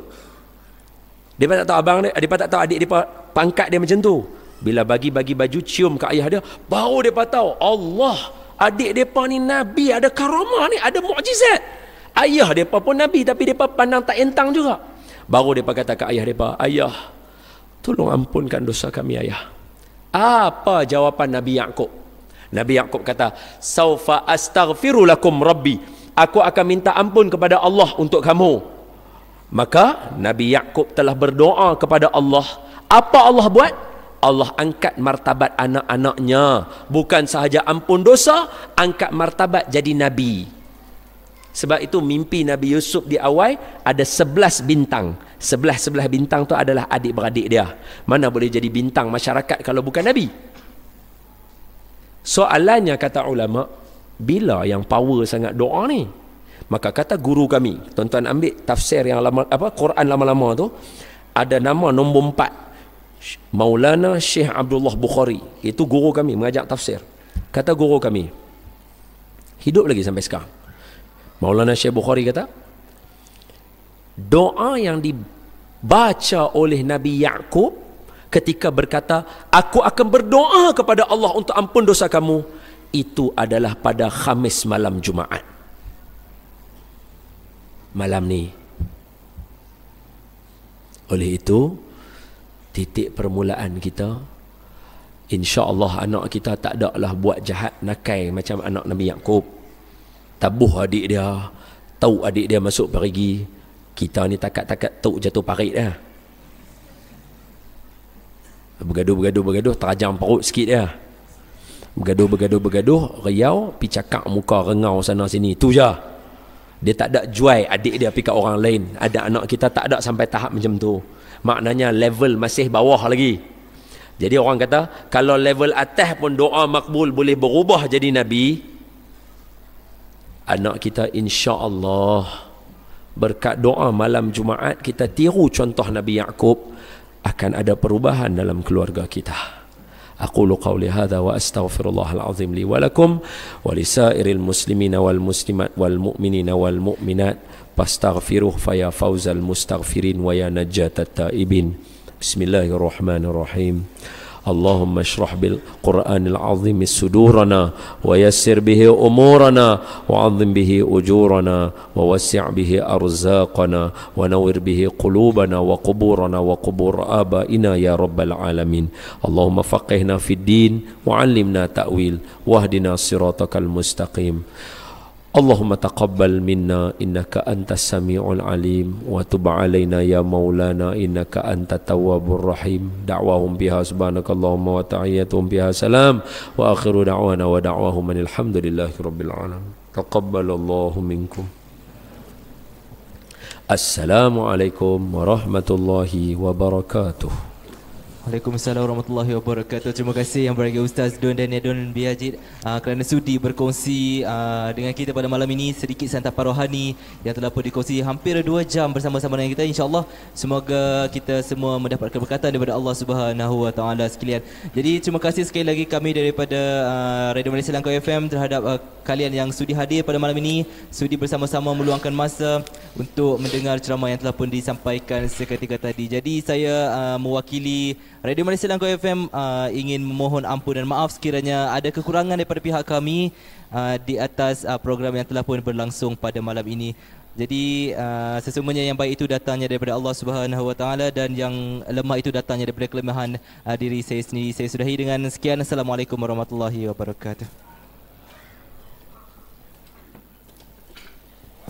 Sedikit pengumuman selepas menunaikan solat fardu isyak, jamuan disediakan untuk semua para jemaah.